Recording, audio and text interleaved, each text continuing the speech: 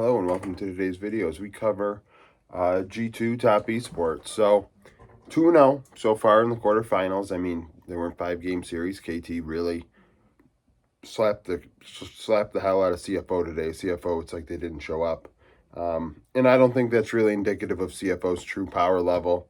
I know some people are like, oh yeah, look, see, CFO never had a chance. One day is not indicative of a trend.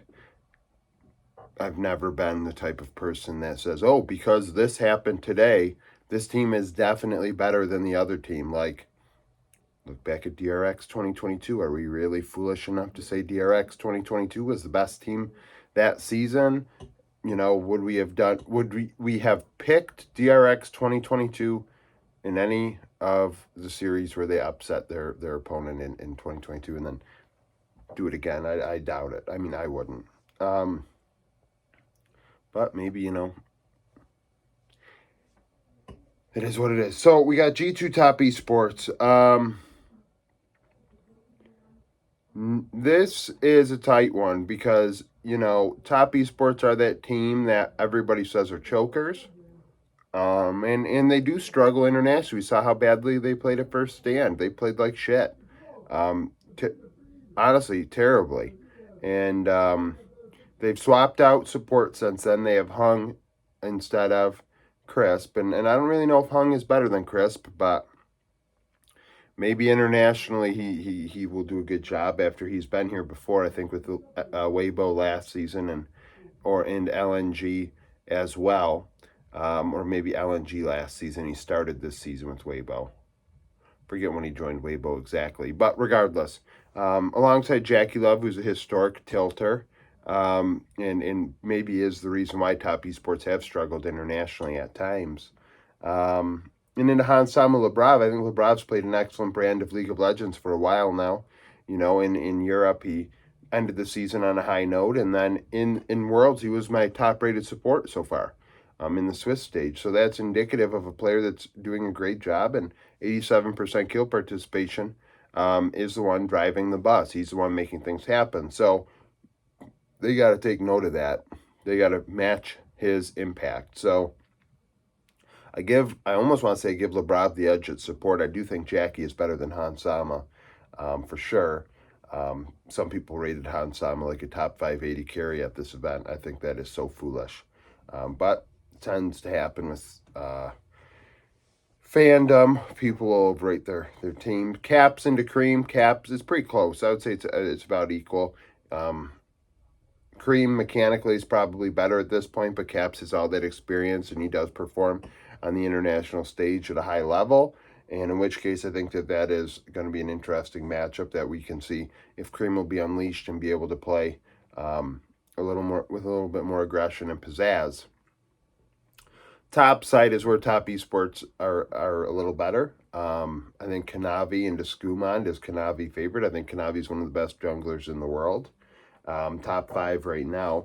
Now that owner's really entered himself in that conversation, you know, for the foreseeable future. Scumond played very well this season as a rookie, but, you know, I believe in this matchup, I think it's going to be tough for him to keep up with Kanavi. And then top lane, if 369 plays well, this is where it is. Like, people are always like, oh, BB internationally sucks. And you looked before the event, and he had a negative 140 gold differential. 140, that's like nothing. Yes, he's losing lane. I'm not going to pretend that he's not. But at the same time, let's not make it sound like he's being gapped in lane. If he's losing on average by 140 gold, that's not being gapped. That's not being stomped. That's not being smashed. That's down 140 gold at 15 minutes. It's like nothing. G2 make hay with their weird picks, though. They do have to get interest. They have to probably go into this best of 5 with some tricks up their sleeve, and we'll see if the Kled comes out, something that they very much have used down the stretch here. Maybe a volley bear even. I wonder if Scumond will play something like that. I mean, we haven't seen it much. If at all, but I mean, that is a pocket pick of his own, and I believe it was a champion that was altered prior to the event. I don't know. I think like Ezreal, for example. I don't think Hans when I think Ezreal. But against Jackie Love, I may also not think of Ezreal, but if I had to go with one guy playing it, I'd probably go with Jackie Love. I don't know. Maybe it is just truly, I think Jackie is a better player. So it comes down to this team goes as far as Caps, and Lebrov probably let them. And Lebrov has set a torrid pace. It's very hard for a team like Top Esports, Hung is going to have his hands full trying to keep up. And I do wonder if leaving Jackie Love on an island with Hans is favorable for Top Esports. It might be. Actually, I would say probably is. But leaving Jackie Love on an island into Hans and Lebrov, I don't know how that's going to go because, like I said, Jackie is an inter at times, and that could be problematic for them. Let's see here. Trying not to give the prediction, my prediction out. It's just, when I think of this matchup, it's kind of how I view it. And G2 historically has been one of the best Western organizations, if not the best Western organization of all time in terms of consistency. Last 2 years didn't get to quarterfinals, and this year they have. And they've performed well. They've made some upsets along the way. And would this be an upset? If G2 win, I don't think it would be.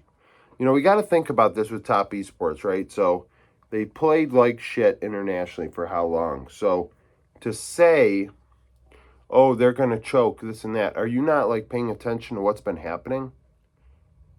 Well, they do well in the LPL, and then they just can't do well internationally. They just choke. Well, maybe this is what they are. They just aren't good, and they're a good international team. They're not good at adapting to a meta on the fly, and they're not good internationally. It is what it is. Maybe you think it's the pressure. I think it's just a bigger stage, and in that they play against better players, and their hands are full. A player like Cream needs to develop, or they have to look elsewhere. I'm not going to, honestly, it's a situation where there are other 80 carries, of course, but Jackie is going to be hard to match, and we've seen the rumors about Jackie possibly taking a year off after this season. I believe he said he might have some health concerns. If I recall, I think I read that. And if that's the case, that's a shame. He's one of the better 80 carries maybe of all time. I'm not saying he's top 5 or anything, but he's one of the better 80 carries of all time. He's a world champion and did it at a very young age. And his aggression is very hard to match, and it gets a borderline inty at times. And you got to take that into account. Maybe this is the last time you see Jackie Love. If it is truly a case where he stops playing at the end of the year. And maybe he doesn't come back. Something to consider. I don't think people are really thinking about that. This might be Jackie's last ride, too. Oh, man. So, yeah, I expect, I don't have it as close as I had the other two, but the other two were not 3-2. So what does that say? I mean, it's hard. I don't want to give it out exactly because I had somebody trying to bait out how many games I thought it would be yesterday for their over-under bet on games played, and I didn't let that happen. But, I guess I'm telling you not to go over 4.5, but we'll see. So, thank you for watching. If you liked the video, like it, subscribe to the channel for daily League of Legends content, follow me on Twitter, join the Discord, become a YouTube supporter, and hope to see you again tomorrow.